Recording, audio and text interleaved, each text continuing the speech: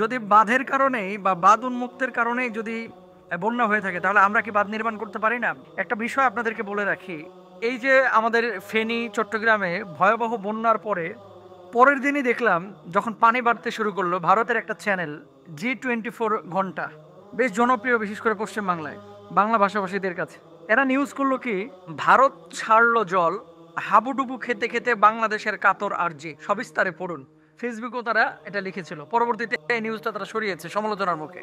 আচ্ছা, তার মানে তারাই বলতেছে যে ভারত ছাড়লো জল, কিন্তু গতকাল দিল্লি স্টেটমেন্ট দিছে, আপনারা হয়তো অনেকে জানেন না। দিল্লি স্টেটমেন্ট দিছে যে আসলে জলটা আমরা ইচ্ছে করে ছাড়ি নাই, এটা একা একা উন্মুক্ত হয়ে গেছে, মানে প্রচুর পানির প্রেসার ছিল, সেদিকেও বন্যার উপক্রম হয়েছে, তারপরে পানি চলে এসেছে। আপনাদেরকে একটা বিষয় বলি, অভিন্ন নদী বাংলাদেশের সাথে ভারতের যে নদীগুলো আছে, এই নদীর সংখ্যা কত আপনারা জানেন? অনেকে হয়তো বা জানেন না। প্রায় 54টি নদী আছে, যেই নদীগুলোর উপরে ভারত প্রায় 3600টি বাঁধ নির্মাণ করে রেখেছে। মানে ইচ্ছে হলে তারা পানি ছাড়তে পারে, ইচ্ছে হলে তারা পানি বন্ধ করতে পারে। বাংলাদেশ থেকে যে পানি আমরা চাই, যখন দেখবেন শুষ্ক মৌসুমে রংপুরে উত্তর অঞ্চলে যখন একেবারে খরা মৌসুম, তখন আমাদের প্রচুর পানির প্রয়োজন, কিন্তু সে সময় কিন্তু তারা পানি ছাড়ে না, পানিটা তখন আটকে রাখে।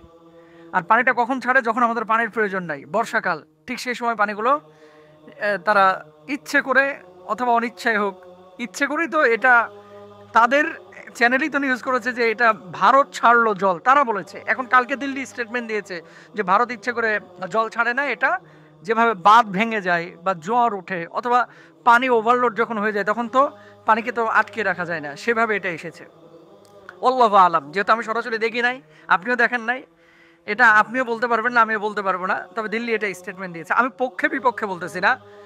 ভারত যে এই যে 3600 বাঁধ অলরেডি নির্মাণ করেছে এবং শুষ্ক মৌসুমে যে আমাদেরকে পানি দেয় না, এখানে কিছুটা বৈষম্য, কিছুটা না, ভালো বৈষম্যই কিন্তু আমরা ফিল করি এবং অনুভব করি। তাহলে আমাদের করণীয় কি? আর 24 ঘন্টা এই যে তাদের বিভিন্ন চ্যানেল যে নিউজ করতেছে, বিশেষ করে G24 ঘন্টা, তারা যে নিউজটা করেছে, নিউজটা সরিয়ে নিয়েছে। এখন বাংলাদেশের কষ্টে যদি প্রতিবেশী বা বন্ধু দেশের হৃদয়ে রক্তক্ষরণ না হয়, তাহলে সে বন্ধু হতে পারে না, সে শত্রুর চাইতে অধম খারাপ, এটা কোনো সন্দেহ নেই। দেখেন 1966 সালে, তার আগে আরেকটা কথা বলি, 1961 সালে এই যে ফারাক্কাবাদ যে নির্মাণ করা হয়েছিল, ফারাক্কাবাদ কি বাংলাদেশ জন্মের পরে নির্মাণ করেছে? না, বাংলাদেশের স্বাধীনতার আগেই কিন্তু ফারাক্কাবাদ নির্মাণ হয়েছিল 1961 সালে। কারণ কি ছিল ফারাক্কাবাদ নির্মাণের কারণটা আপনারা জানেন? অনেকে হয়তো জানেন না। কারণটা ছিল যে কলকাতা বন্দরের নাব্যতা যাতে করে ঠিক থাকে, পানির নাব্যতা, যাতে করে জাহাজ ঠিক মতো ভিড়ে, পানির নাব্যতা ঠিক থাকে, পণ্য আমদানি রপ্তানি খালাস সেগুলো ঠিক মতো করা যায়, এই জন্য ফারাক্কাবাদ নির্মাণ করা হয়েছিল। যখন নির্মাণ করা হয়েছিল তখনই এই অঞ্চলের মানুষ প্রতিবাদ করেছিল, এবং ভারতের বড় বড় ইঞ্জিনিয়ার যারা এগুলো নিয়ে গবেষণা করে, যারা নদী নিয়ে গবেষণা করে, এই সমস্ত বিশেষজ্ঞরাও কিন্তু তখন বিরোধিতা করেছিল। এবং মালদা, আপনারা জানেন যে চাঁপাইনবাবগঞ্জের পাশের যে জেলা, এই মালদা কিন্তু অনেক ভাঙনের মুখোমুখি হয়েছে ফারাক্কাবাদের কারণে। বাংলাদেশের উত্তর অঞ্চল বহুত ক্ষতির সম্মুখীন হয়েছে। 1966 সালের নদী সনদ, দেখেন এখানে একটা কাজ করেছে Bharat, the Helsinki rules on the uses of the waters of international river, এবং 1997 সালের ইউএন ওয়াটার কোর্সেস কনভেনশন বা জলপ্রবাহ সনদে একটি গুরুত্বপূর্ণ শর্ত সাপেক্ষে তারা স্বাক্ষর করে। শর্তটি হলো কি, ভারতের বিরুদ্ধে নদী প্রবাহ সংক্রান্ত কোনো অভিযোগ আন্তর্জাতিক আদালতে উত্থাপন করা যাবে না।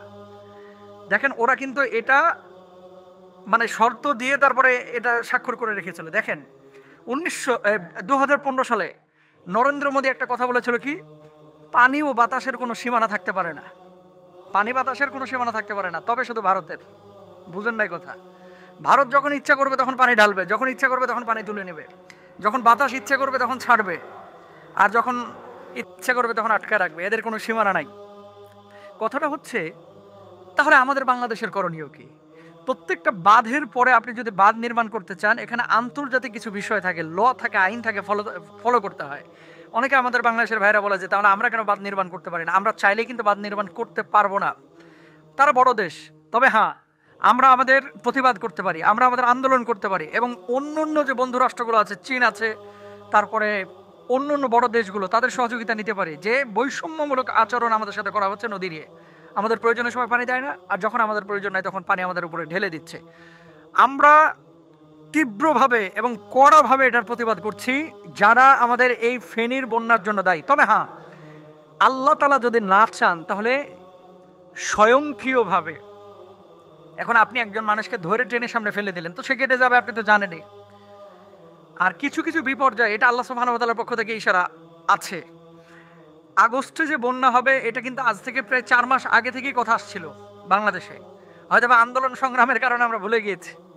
এটা কিন্তু ওই যে যখন নতুন সরকারের আগে আরেকজন সরকার ছিল, তখন থেকে আলোচনা আসছিল যে এবার ওয়েদারের যে পরিবর্তন, এটার কারণে বন্যা হওয়ার সম্ভাবনা আছে। তো যাই হোক, কিসের জন্য বন্যাটা হচ্ছে, যেহেতু দিল্লি স্বীকার করতেছে না, আবার তাদের অন্য চ্যানেল স্বীকার করতেছে, আমরা ধরে নিলাম যে তাদের স্বেচ্ছাচারিতার কারণে আজকে এই বন্যাটা হয়েছে। আমাদের করণীয় কি? আল্লাহর কাছে আমরা দোয়া করব। আবার যদি আল্লাহ সুবহানাহু ওয়া তাআলা আযাব গজব স্বরূপ আমাদেরকে এটা দিয়ে থাকেন, তাহলে এটার জন্য আল্লাহর কাছে পানা চাইবো। আল্লাহ তাআলা আমাদেরকে বোঝার তৌফিক দান করুন, আমিন।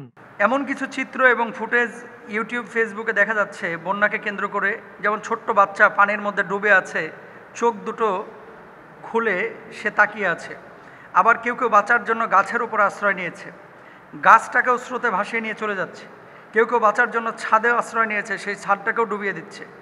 আবার কেউ কেউ বাঁচার জন্য একটা খড় খোঁটা, একটা কাঠের টুকরা ধরে ভেসে ভেসে চলে যাচ্ছে। দাদার কোলে নাতি উঠে পার হচ্ছে।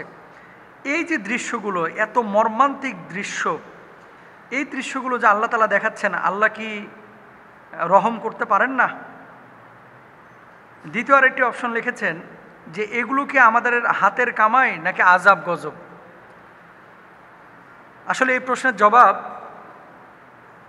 স্পষ্টভাবে যদি বলি যে আল্লাহ তাআলা কি আযাব দিলেন না গজব দিলেন, না কেন এমনটা হচ্ছে, এটা আল্লাহ ছাড়া কেউ ভালো জানে না। তবে এতটুকু বলতে পারি যে কিছু কিছু সময় কিছু কিছু জিনিস, কিছু কিছু কাজ, কিছু কিছু বিপর্যয়, এটা আমাদের হাতের মানে কামাই। যে দৃশ্যপট আপনার হৃদয়ে নাড়া দিছে, এই দৃশ্যপট আমার হৃদয়েও কিন্তু নাড়া দিচ্ছে। আমি তো মানুষ, আপনিও তো মানুষ। ছোট বাচ্চা ঢ্যাপ ঢ্যাপ করে তাকায় আছে, কি মায়াবী চেহারা। জানি না ছবিটা সত্য কিনা, নাকি অনেক অন্য ছবি, নাকি এই বন্যার ছবি, আমি জানি না। এই ছবির কথা আপনি লিখেছেন, এখন এটা আপনার হৃদয়ে নাড়া দিয়েছে, আমার হৃদয়েও কিন্তু নাড়া দিয়েছে। গাছের উপরে মানুষ আশ্রয় নিয়েছে, সেই গাছটাকে ফেলে দিচ্ছে বন্যার পানিতে, স্রোতে। তো দুনিয়ার জিন্দেগিতে আল্লাহ তাআলা কি বলছেন? ওয়ালা নাবলুওয়ান্নাকুম বিশাইইম মিনাল খাউফি ওয়াল জুই ওয়া নাকসিম মিনাল আমওয়াল ওয়াল আনফুসি ওয়াস সামারাত। খেয়াল করেন, দুনিয়ার জিন্দেগিতে আল্লাহ সুবহানাহু ওয়া তাআলা পরীক্ষা করেন, ভয় দিয়ে, খাবারের সংকট দিয়ে, মানুষের প্রাণের বিনাশ করে, মৃত্যু দিয়ে। তো এগুলো তো আল্লাহ পরীক্ষা করেন।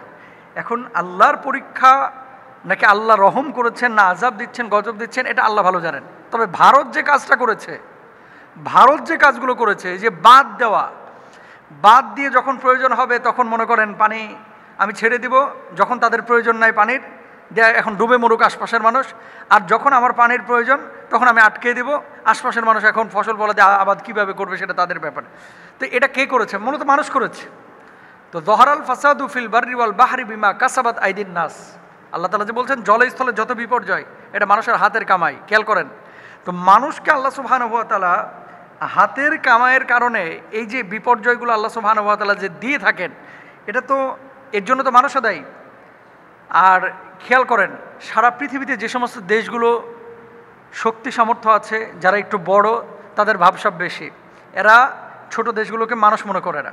এরা মরে যাক, আমার দেশ ঠিক থাকলেই হয়েছে, এরকম একটা টেন্ডেন্সি, একটা চেতনা কাজ করে। আমার কাছে মাঝে মাঝে মনে হয় যে চীনের সহযোগিতা নিয়ে উল্টা দিকে বাঁধ নির্মাণ করা উচিত, যে ওরা ওই পাশে করেছে, আমরা এই পাশে করব। তখন দেখেন কি করে, হয়তো বা যুদ্ধ বেঁধে যাবে, হয়তো বা এমনটাই হবে। আবার ওদের ছাড়া আপনি চলতে পারতেছেন না। আসলে স্বয়ংসম্পন্ন এবং স্বয়ংসম্পন্ন আমরা এখন হতে পারি না। পরাধীনতার জিঞ্জির শিকল আমাদের গলার মধ্যে লাগানো আছে। এই জন্য আমরা অনেক কিছু চাইলেই কিন্তু করতে পারি না। প্রিয় ভাইরা আমার, তো এখন যে দৃশ্যগুলো দেখার পরে আপনার হৃদয়ে রক্তক্ষরণ হচ্ছে, অশ্রু চোখ দিয়ে বিগলিত হচ্ছে, ঠিক তদ্রূপভাবে আমাদেরও কিন্তু অশ্রু বিগলিত হয়, আমাদের কিন্তু হৃদয়ে আকুতি জন্মে, আল্লাহর কাছে ফরিয়াদ আমরাও করি। কেন আল্লাহ তাআলা এটা করেছেন, এটা আল্লাহ ভালো জানেন কেন আল্লাহ করেছেন। তবে পৃথিবীর বুকে জালেমরা যখন সমাজের নেতৃত্বে চলে আসে, জালেমরা যখন আমাদের মাথার ওপরে উঠে বসে, জুলুমের পরিমাণ যখন বাড়িয়ে দেয় আল্লাহ সুবহানাহু ওয়া তাআলা তখন কিন্তু আযাব গজব বেশি বেশি দেন। জালেমরা, আজকে এই চিত্র আমরা বাংলাদেশে দেখতেছি, আমাদের হৃদয় রক্তক্ষরণ হচ্ছে, অথচ সারা মাস সারা বছর ফিলিস্তিনের ভাইয়েরা এই চিত্র দেখতেছে। এই যে দেখেন না গত সপ্তাহের ঘটনা, 4 বছর 5 বছরের বাচ্চার লাশ খুঁজে পাচ্ছে না, তারপরে 18 কেজি না 19 কেজি গোশত প্যাকেটে করে নিয়ে এসে দিয়ে দিচ্ছে যে এটাই আপনার সন্তানের গোশত, এই মানে লাশের গোশত। ফিলিস্তিনের ঘটনা, বোমা হামলা এইভাবে তাদেরকে আঘাত করেছে।